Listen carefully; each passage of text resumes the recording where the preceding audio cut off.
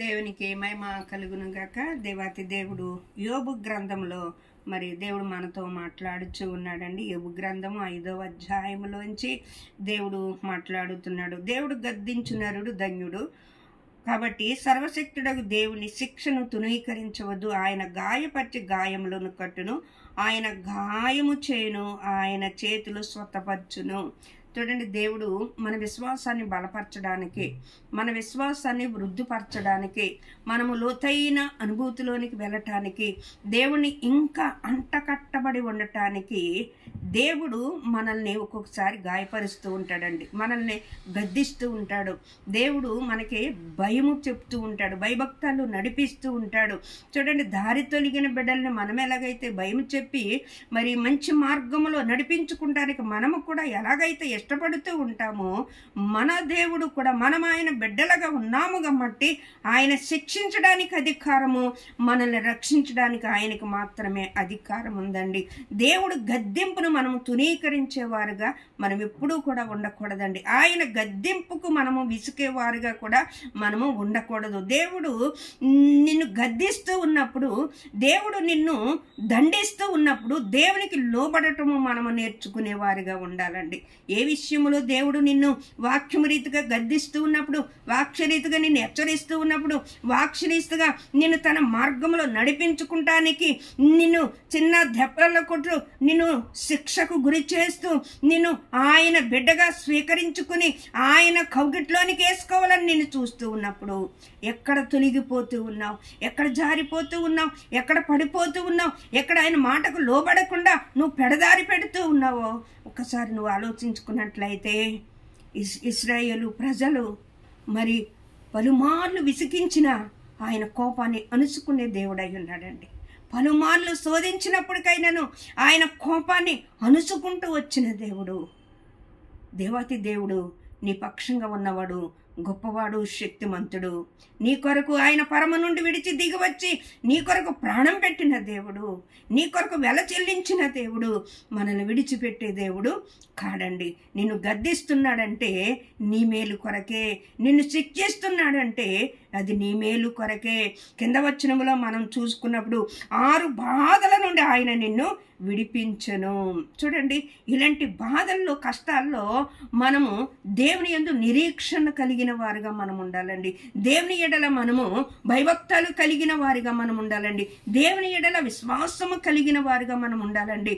కనీసం ఒక్క బాధకై నేను భరించలేకపోతున్నా, 7 బాధలు ఎలా భరించగలుగుతాను అని మనం అనుకుంటా ఉంటాం.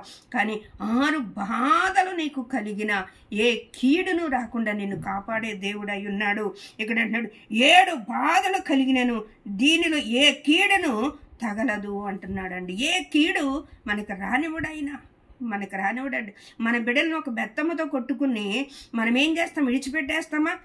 ఆ బిడ్డ ఏడుస్తూ ఉంటే చూస్తూ ఉంటామా? చూడం కదండి. మళ్ళీ మనమే చేర్చుకుని ఆ బిడ్డకి మళ్ళీ మనము నీళ్లు పట్టించో, లేకపోతే ఆహారం పెట్టో, లేతే వాడిని ఊరుకోబెట్టడానికి అన్న అనేక రీతులుగా ప్రయత్నం చేస్తాం. దేవుడు కూడా నిన్ను ప్రేమించే దేవుడు గద్దిస్తూ ఉన్నాడంటే నిన్ను ఆయన బిడ్డగా నిన్ను స్వీకరించి ఉన్నాడు. దేవుడు దేవాతి దేవుడు అంటాడు కదా, గద్దించలేని కుమారులు దుర్బీజులే కానీ మరి కుమారులు కాదు అంటాడండి. దుర్బీజులుగా మనం ఉండకూడదని ఆయన గద్దింపుకు మనం లోబడినట్లయితే, శిక్షాఫలము మనం పొందుతున్నామంటే అది మన మేలు కొరకే, మన ఆశీర్వాద కొరకే, మన ఐశ్వర్యమును కొరకే. దేవాతి దేవుడు తన ఐశ్వర్యమునంతటిని విడిచిపెట్టి దీన దరిద్రుడిగా తన ఐశ్వర్యమును మనకు అనుగ్రహింపచేసాడండి. మన రోగములను సహించడానికి, మన బాధలన్నీ భరించడానికి ఆయన గాయపరచబడ్డాడండి. ఆయన గాయపరచబడ్డాడు. ఇక్కడ కింద వచనమున క్షమకాలమున మరణము నుండి, యుద్ధ బలమున, ఖడ్గ బలము నుండి ఆయన నిన్ను తప్పిస్తాడండి. ఖడ్గమనంటి శ్రమలు నీకు వచ్చినా ఆయన నిన్ను తప్పించే దేవుడు. ఆయన మాటకు విసుగుతూ ఉన్నావా? ఆయన మాటకు నువ్వు కృంగిపోతూ ఉన్నావా? ఏంటయ్యా నన్ను ఎంతగా కృంగదీస్తూ ఉన్నావు అని బాధపడుతూ ఉన్నావా? నువ్వు బాధపడనక్కర్లేదండి. యోబు ఎంతగానో ఐగుప్తు దేశంలో ఎన్నో పరిశోధనలు భరించుకొచ్చాడు. దేవుడు యోబును ఐగుప్తుకే మహారాజుగా మార్చివేశాడు. ఎన్నో బాధలు, ఎన్నో కష్టాలు. ఎన్నో అవమానాలు, ఎన్నో నిందలు. దేవుడు దర్శనము మరొక రీతిగా ఉంటే యోషోబు కలుగుతున్న మార్గములైన అన్ని వ్యతిరేకంగానే ఉన్నాయి. కానీ యోషోబు ఎక్కడ కూడా భయపడలా, ఎక్కడ కూడా ఆధారపడలా, ఎక్కడ కూడా నేర్చుకోవాలా, దేవుని వైపుకే చూస్తూ వచ్చినాడు. దేవుడు అంటున్నాడు కదా కింద వచనంలో, నోటి మాట చేత కలుగు నొప్పుకైనా నీకు తగలదు అంటున్నాడండి. మనుషులు నిందిస్తూ ఉంటారు. కష్టాల్లో ఉన్నప్పుడు, బాధల్లో ఉన్నప్పుడు ఎన్నో రీతిలుగా మనల్ని అవమానకరంగా మాట్లాడుతూ ఉంటారు. అయినప్పటికైనాను మనము దేవుని వైపుకే మనం చూసేవారుగా ఉండాలి. దేవుని వైపుకే చూసేవారుగా ఉండాలండి. అన్న చూడండి, మరెన్నో నిందలు బిడ్డల కొరకు భరించలేని అవమానం గుండగా ఎక్కడికి వెళ్ళిందంటే, తన తల్లిదండ్రులు ఉండొచ్చు, తన అక్క చెల్లెలు, తన అన్నదమ్ములు అనేక మంది ఉండవచ్చు. కానీ దేవుని సన్నిధిలోనికి వెళ్ళి మొరపెట్టుకుందే, దేవుని సన్నిధిలోనికి అంగలార్చుకుంది. తన నిందను, తన అవమానమును కొట్టివేసి సమూయేలు లాంటి ప్రవర్తన దేవుడు గొప్పగా దీవించి ఆశీర్వదించి అనేక మంది రాజులను అభిషేకించే గొప్ప వారసుడుగా మరి దేవుడు ఆ బిడ్డను అనుగ్రహింపచేశాడండి. ఒకవేళ ఏ బాధల్లో, ఏ కష్టాల్లో, ఏ అవమానాల్లో, ఏ నిందల్లో నువ్వు చిగ్గుపడుతూ బాధపడుతూ ఉన్నావో నువ్వు అనుకోవచ్చు, దేవుడు నన్ను ఎందుకు గాయపడుతూ ఉన్నాడు అనుకోవచ్చు. నీ గాయములు కట్టడానికి ఆయన చేతులు సాచి ఉన్నాడు. నీ బాధల నుండి విడిపించడానికి ఆయన చేతులు సాచి ఉన్నాడు. ఇనప కొలుములంటి శ్రమలు నీకున్నా, ఇనప బంధకములనంటే నువ్వు బంధించబడి ఉన్నా, దేవుడు నిన్ను విడిపించడానికి ఆయన నీకు తోడై ఉన్నాడు. ఆయన నీకు ఆశ్రయముగా ఉన్నాడు. ఆయన నీకు ఎక్కలేని కొండ ఎక్కించే దేవుడై ఉన్నాడు. నీకు ఆశ్రయ దుర్గముగా ఆయన ఉన్నాడు.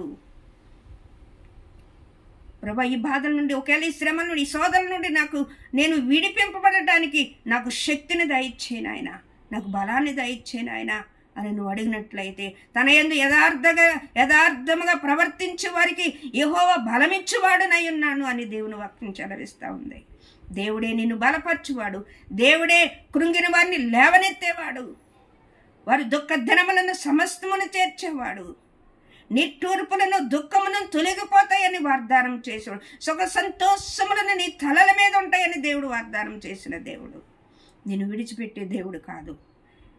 ఆయన పాదాల కడ మొరపెట్టినట్లయితే దేవాతి దేవుడు నిన్ను విడిపించడానికి ఆయన సిద్ధంగా ఉన్నాడు. మన విశ్వాసములో ఎక్కడా కుంటుపడకూడదండి. మన బాధలు ఎక్కడ మనం కుంటుపడకుండానట్లుగా మనము దేవుని వైపుకు చూసి, 6 బాధలు నీకు కలిగిన ఖడ్గబలము నుండి కూడా నిన్ను విడిపించే దేవుడు. నోటి మాటల చేత కలుగు నొప్పు కూడా నీకు తగలకుండా చేసే దేవుడు. 6 బాధలు నీకు కలిగినప్పటికైనా ఏ బాధను కూడా నిన్ను అంటకుండా ముట్టకుండా నీకు దేవుడు విడిపించి నిన్ను ఉన్నతమైన స్థితిలోనికి నడిపించే దేవుడు. దేవుడు నిన్ను గద్దించినప్పుడు ఇసక వద్దంటున్నాడు.